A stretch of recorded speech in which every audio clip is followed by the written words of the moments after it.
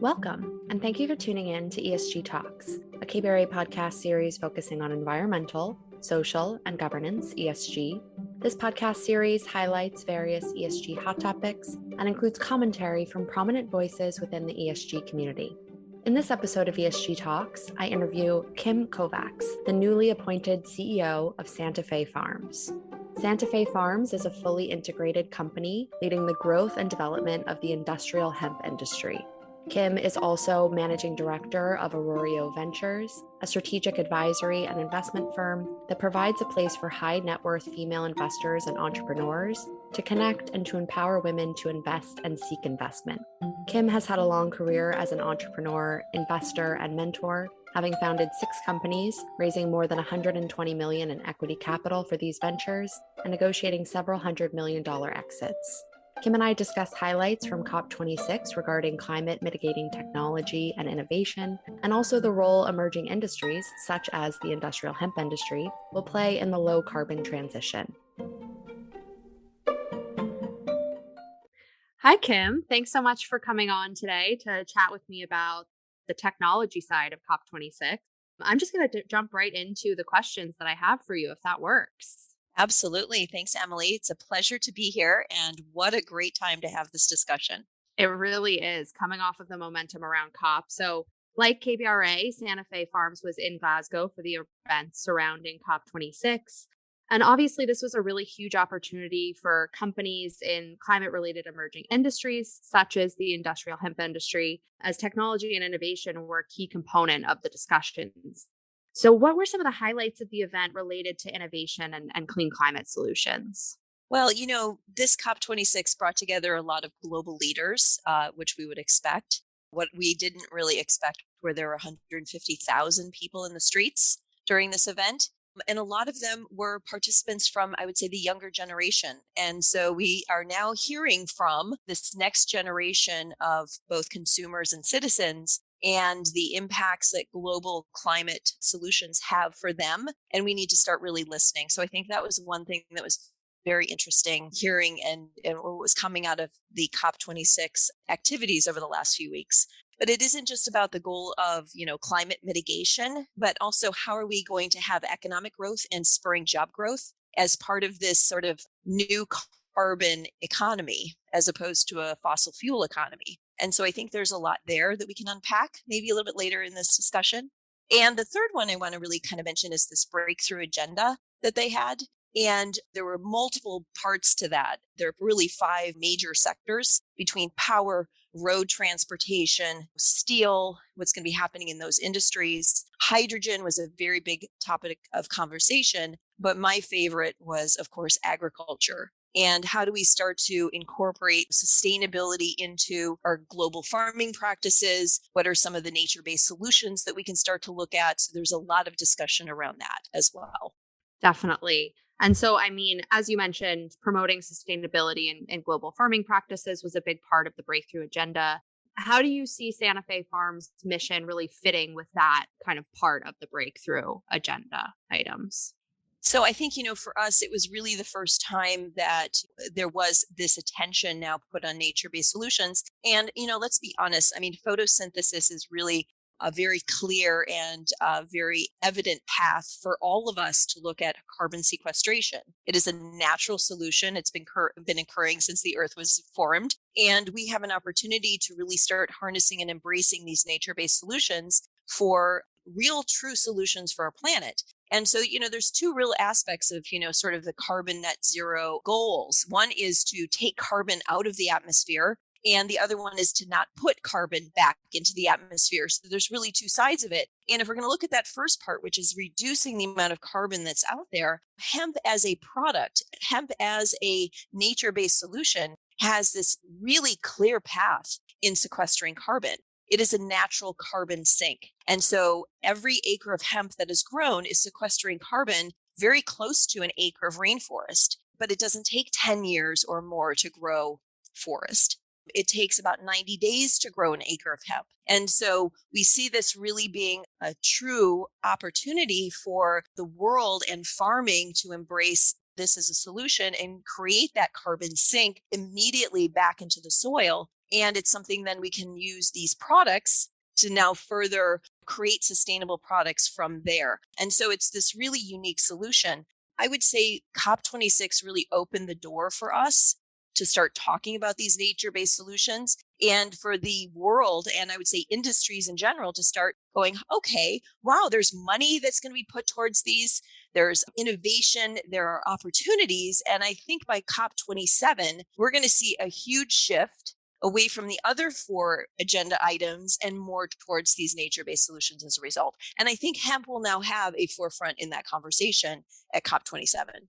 Definitely. Yeah. I think the commentary and the emphasis on nature based solutions was something we really hadn't seen before. And it was a really interesting part of COP. And I think another one of the highlights was the deforestation pact that came about during the event. So I think it'll be interesting to see how the conversation evolves at COP27, as you mentioned. So, really, in addition to developing the industrial hemp industry, what other sustainable farming practices do you think could help mitigate the climate impact of global agriculture?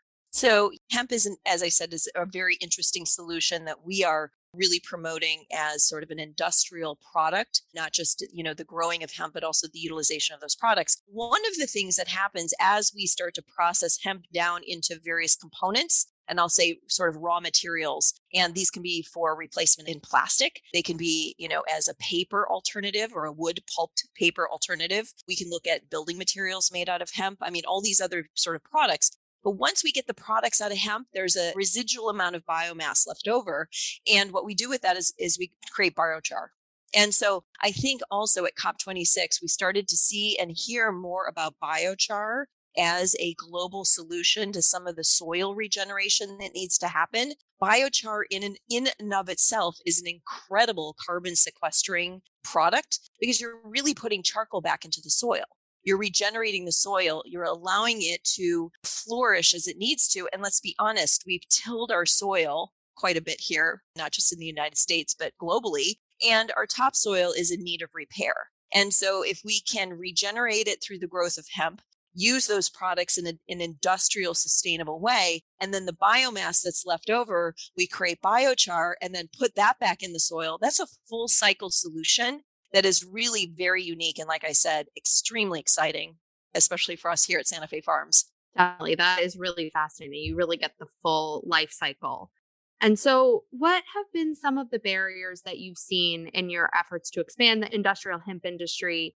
And really, what are the barriers more broadly to integrating sustainability into global farming practices? So I would say that industrial hemp is really not an industry yet. We are not an industry per se. We are a really great idea and concept at this level. Although, interestingly enough, hemp has been used for 10,000 years. It's a plant that actually has matured with us on this planet as human beings. We've kind of grown up together. And most people commonly know it as cannabis, which it also has a sister plant called marijuana. And so there's a lot of still confusion around hemp. And I think that's our biggest challenge, is to really understand the differences and the nuances between these plants. Not every single cannabis plant is the same, nor is every single hemp plant the same. And so industrial hemp is grown for a very specific reason. It is not for the consumption of CBD. We're not making topicals or tinctures or gummies or anything along those lines. What we're doing is we're growing hemp for the sole purpose of industrial materials.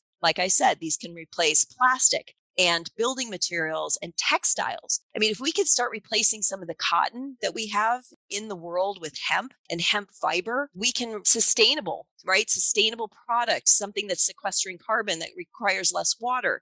So all of these things, but the challenge that we have today is that hemp has been under the guise of marijuana or cannabis. It has been deemed voodoo weed, if you will, which it is not. And so as we start to educate and we see these opportunities with hemp, we're going to see a massive expansion. So education is really key. It is still regulated. So hemp is still a regulated crop here in the United States and globally. And so we have to really look at this and how do we address regulations and really splitting the plant into multiple pieces, right? Ones that are grown for cannabis and THC levels absolutely have very strict regulations, but the ones that are grown really for the industrial products, I always like to say, don't blame the potato because it turns into alcohol, right? We have an opportunity to take the hemp plant and say, let's grow this plant for this purpose. It has all these great uses. We don't need to put it and lump it into a singular category. So there's some regulatory changes that have to happen. And I would say probably the biggest opportunity zone that I see, and one of the, which has been a challenge, is funding. COP26 really brought a lot of people to the table with a lot of money. This is the first time in our history that people have been investing in climate solutions or committing to invest in climate solutions at a massive scale. I mean, we're talking trillions of dollars, right? I mean, Emilie, I don't have to tell you, you guys are in this world, but ESG investing, sustainability, net zero, carbon neutrality, all of these things are going to require significant amounts of capital. And what we heard at COP26 is that capital is being dedicated. And that is amazing. And to me, that is what we need to do to actually create an industry, is that we need to fund this industry. We have to pay farmers to grow the product. We have to take that risk away from the farmer in some sense, right? And we have to put it back onto industry and say, if we want these carbon solutions, we want these carbon credits, we want these new sustainable products, we're going to have to pay it forward. And so that was really one of the most incredible breakthroughs that I heard at COP26 is this commitment to capital. Definitely. I think I'll plug our previous podcast episode that did a recap of COP26 and really focused on the private sector initiatives that are happening, because that was such a huge component of the discussions. And I think there is this realization that it is going to take a partnership between public and private funding, and the private sector is so crucial to this conversation. And so I think having more private sector industry representatives at COP26 was great to really get them into the conversation about funding these projects. And so I think just kind of my last question is really, do you think that the momentum of COP26 is going to continue? And how do you think that that's going to shape the landscape when it comes to technology and innovation around climate mitigation? I think there's really great momentum, but I think it is now behold on us, right, as solution providers in this industry to really listen to what was being said. And I would say one more thing about sort of the funding of this is that we are not going to be relying, and I'm seeing actually a lot of movement in the direction of keeping the carbon trading markets private. And we don't want to wait until governments step in and say, thou shalt. We're going to mandate these things. Yes, there are certain caps. There are certain goals that we have, like the state of California, for example, has come out and said, we want net zero concrete by like 2050, 2060. Those are great, attainable, sort of bigger goals. But to be prescriptive in saying, well, we're going to, measure carbon a certain way, we're going to have a trading platform that's being prescriptive.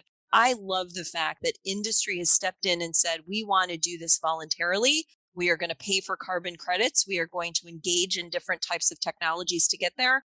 And this is going to be a privately run market exchange for now. Now, it could change, but we're seeing that accelerate. And I love that, because to me, what that does is it says that the consumer is demanding this to happen, which is always the best thing. If we have to force consumers to change, then we're kind of losing the game a little, right? But if we can say consumers want to see sustainable products, like I said at the beginning, this next generation is coming up. They want to have a planet for their kids and their grandkids. So they're making decisions today, and they're using their wallets and their pocketbooks to do it.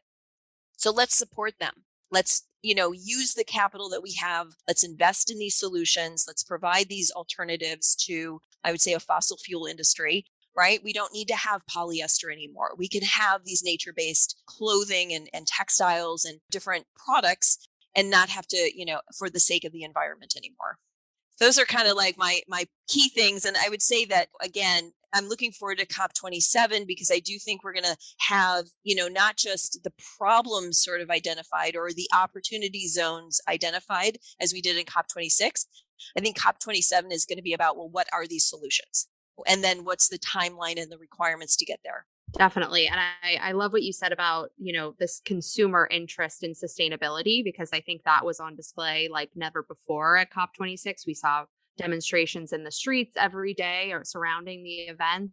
And at KBRA, when we talk about ESG, we talk a lot about stakeholder preferences and how those are really the people who are moving this along and pressuring governments and private sector to really push for net zero and climate mitigation. So it'll be very interesting to see how that unfolds. Well, so that's great. We can end on a positive note for looking forward to COP27. So thank you so much, Kim, for coming on. This was really helpful to get an understanding of the technology and innovation conversations happening around COP. Thank you so much, Emilie. It's a pleasure. Thank you. Thanks to Kim for a very interesting discussion. Please email esg@kbra.com with any questions or comments. We also encourage you to visit KBRA's ESG website at esg.kbra.com, where you can find ESG research related to the topics discussed in this episode, further details on KBRA's ESG approach, and other ESG-related media items. You can also join our mailing list to access our ESG Weekly Roundup newsletter. This concludes our episode. New episodes of ESG Talks air every other week. In the meantime, please visit kbra.com to access our other podcast series, as well as our ratings and research.